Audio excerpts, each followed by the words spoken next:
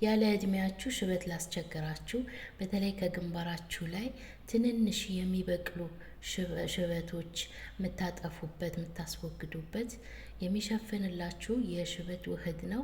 በተለይ በቫይታሚን እጥረት ጸጉራችሁ ለተጎዳባችሁ፣ ጸጉር የሚያጠቁር፣ ጸጉር የሚያለሰልስ፣ ጸጉር የሚያሳድግም ጭምር ነው። ጸጉራችሁ ያለ ማቋረጥ ያሳድግላችኋል፣ በፍጥነት ያሳድግላችኋል። ጸጉራችሁ ቆንጆ ከለር ይዞ ጥቁር ከለር ይዞ እንዲያድግ ያደርግላችኋል። ይህንን ውህድ ተጠቀሙት። ቪዲዮውን እስከ መጨረሻ ተከታትላችሁ ተጠቀሙት። ቀጥታ ወደ አሰራሩ እንገባለን። አሰላሙ አለይኩም ውድና የተከበራችሁ የሮዛ ጉራጌ ቻናል ቤተሰቦች እንዴት ናችሁ? ዛሬ በብዙዎቻችሁ ጥያቄ መሰረት ምርጥ ውህድ ይዤላችሁ መጥቻለሁ። ቪዲዮውን እስከ መጨረሻ ተከታተሉት። እዚህ ጋር የምታዩት አንድ ሽንኩርት ቆራርጬ በዚህ መልኩ ከታትፌዋለሁ። እንደዛው 5 ፍሬ ሽንኩርት ቆራርጫለሁ። ሁለቱንም ግብአቶች በዚህ መልኩ በቃይ ጨምሬ እፈጫቸዋለሁ። ግማሽ ብርጭቆ ውሃን የጨመርኩት። ቪዲዮውን ላይክ አድርጉት፣ ሼር አድርጉት፣ ለቤተሰቦቻችሁ ለጓደኞቻችሁ ይጠቀሙበት። በጣም አሪፍ የጸጉር ውህድ ነው። በዚህ መልኩ እፈጫቸዋለሁ። እነዚህን ግብአቶች ግማሽ ብርጭቆ ውሃ ጨምሬ እፈጫቸዋለሁ። ታምረኛ የሆነ ጸጉራችሁ እያሳደጋችሁ በዛውም ቆንጆ ከለር ይዞ እንዲያድግላችሁ ያደርግላችኋል። በተለይ ለሽበታችሁ እንዴት አድርጌ እንደምሰራ አሳያችኋለሁ። ታምረኛ የሆነ ብዙ በውስጡ ንጥረ ነገር የያዘ ቫይታሚን የያዘ በተለይ በቫይታሚን ዲ በአይረን የተጎዳ ጸጉራችሁን የሚመልስላችሁ ለሚሰባበር ለሚነቃቀል ጸጉር ታምረኛ የሆነ የጸጉር ውህድ ነው። እውነቴን ነው የምላችሁ። በዚህ መልኩ አጠለዋለሁ። ነጭ ሽንኩርቱና ሽንኩርቱን በዚህ መልኩ አጠላቸዋለሁ። በቀላል ዘዴ በቤታችሁ ውስጥ እንደዚህ በሚገኝ ግብአት ጸጉራችሁን መንከባከብ ማሳደግ ትችላላችሁ። እናንተ በጨርቅ ነገር ጭምቅ አድርጋችሁ ማውጣት ትችላላችሁ።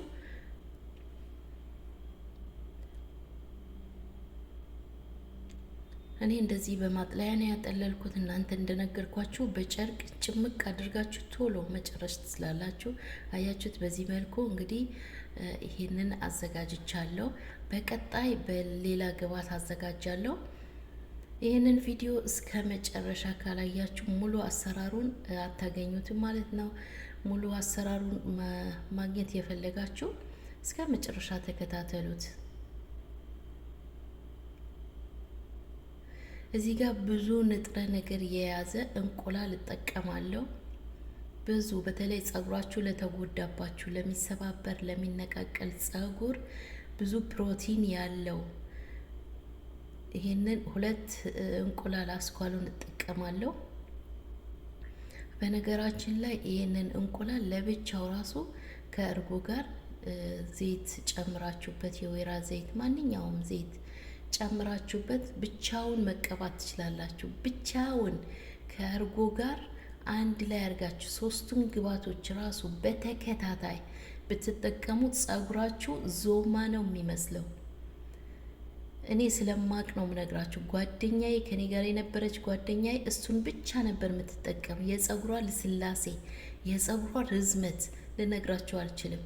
በሳምንት 1 ጊዜ ልትታጠብ ስትል ልክ እንደዚህ እንቁላል እርጎና የወይራ ዘይት ትጠቀም ነበር። እኔ የምጠቀም ነበር እና ልክ እንደዚህ በሁላችሁም ቤት ውስጥ ይገኛል።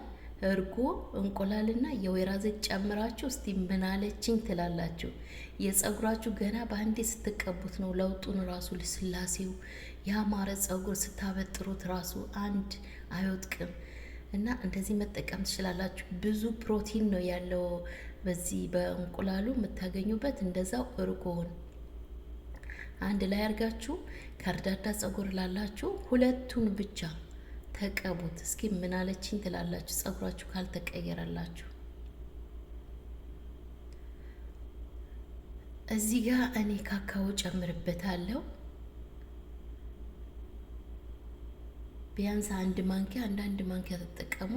አንድ ማንኪያ ካካኦ ጨምሬያለሁ። ግማሽ ማንኪያ እዚህ ጋር የምታዩት የተፈጨ ቅርንፉድ ነው። ግማሽ ማንኪያ ቅርንፉድ ድቅቅ አርጋችሁ ፈጭታችሁ። አንድ ማንኪያ ቡና። ይሄንን ውህድ ሰርቶ የተጠቀመ በእርግጠኝነት ነው ምነግራችሁ ታመሰግኑኛላችሁ 100%።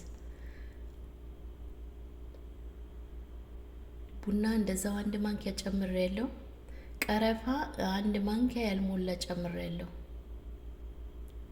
ቡና፣ ቀረፋ፣ ቅርንፉድ ሁሉንም የደም ዝውውራችሁ እንዲነቃቃ ጭንቅላታችሁ ላይ ጸጉራችሁ እንዲያድግ ነው የሚያደርግላችሁ እና ጸጉራችሁ ያጠቁርላችኋል፣ ሽበት እንዳይበቅል ያደርግላችኋል። ይሄንን ውህድ ሁላችሁም እንድትጠቀሙት አበረታታችኋለሁ። እዚህ ጋር የምጨምረው ድብስ ሮማን ነው። የሮማን ሶስ በጣም አሪፍ ነው ለጸጉራችን እድገት፣ ለጸጉራችን ጥቁረት። ሮማን ራሱ ዝም ብላችሁ ፈጭታችሁ በእንትን በውህድ አድርጋችሁ ብትሰሩት እሰራላችኋለሁ በቀጣይ። ሮማኑን እንዴት አድርገን በውህድ መልኩ እንደምንሰራ አሳያችኋለሁ። እንደምትጠቀሙ በጣም አሪፍ ነው ለጸጉር እድገት በጣም አሪፍ ነው። እነዚህን ግብአቶች በደንብ አድርጌ እመታችኋለሁ። በደንብ ቡናውን በደንብ መዋሃድ ስላለበት በደንብ አድርጋችሁ ምቱት። የምሬ ነው ምላችሁ ስትቀቡት እንዴት አባቱ እንደሚመች ልነግራችሁ አልችልም። ብቻ እንደዚህ ሰርታችሁ ተቀቡት። ቅርንፉዱን በደንብ አድርጋችሁ ነው መፍጨት ያለባችሁ፣ ድቅቅ አድርጋችሁ ማለት ነው፣ ጸጉራችሁ ላይ እንዳይቀርባችሁ። እንደዛው ቀረፋውም እንደዛው ክሬም ነው፣ በቃ ክሬም ነው የሚመስለው ስትቀቡት ራሱ እንዴት አባቱ እንደሚመች ልነግራችሁ አልችልም። አሁን በቀጣይ አያችሁት ይሄንን ኦርጋኒክ የሆነ የአፕል አልቺቶ ነው የምጠቀመው። እሱን ከሌላችሁ ሎሚ፣ ግማሽ ሎሚ ጨምሩበት። ለፎሮፎር ጸጉራችሁ ይሄንን ውህድ እንዲይዝ ያደርግላችኋል። በመጀመሪያ ስትቀቡት ጸጉራችሁ ሽበታችሁ ማለት ነው ልክ እንደ ሂና ቀይ ነው የሚያደርግላችሁ። አቀባቡን በደንብ አርጋችሁ መጨረሻ ላይ ነግራችኋለሁ። ዋና ካጠቃቀሙ እንደዚህ ሰርታችሁ ለፍታችሁ አጠቃቀሙን ካላወቃችሁ ይሄ ውጤቱን አታገኙትም። ስለዚህ የትንሽ ደቂቃ ቪዲዮ ነው። ቪዲዮውን እስከ መጨረሻ እያያችሁ አጠቃቀሙንም በዛው ማየት ትችላላችሁ። ሀሳብ አስተያየት ካላችሁ ኮሜንት ላይ አስቀምጡልኝ። እዚህ ጋር የቀረኝን የሽንኩርቱና የነጭ ሽንኩርቱ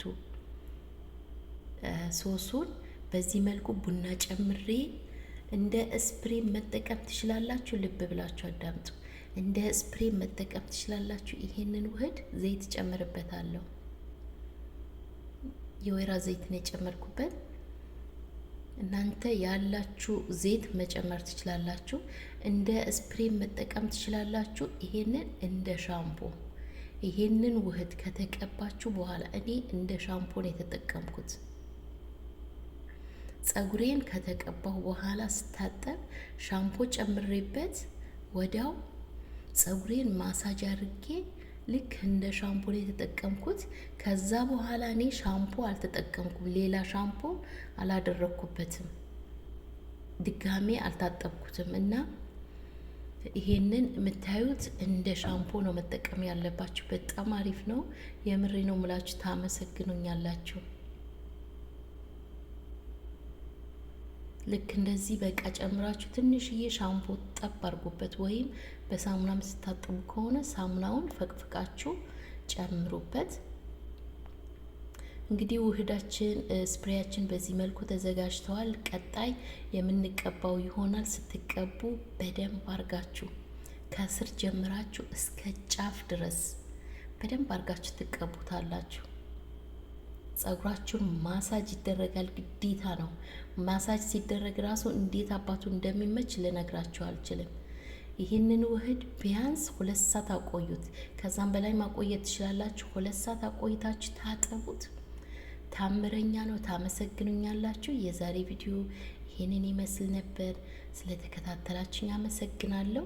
በሌላ ቪዲዮ እስከምንገናኝ ደህና ቆዩልኝ። ባይ ባይ።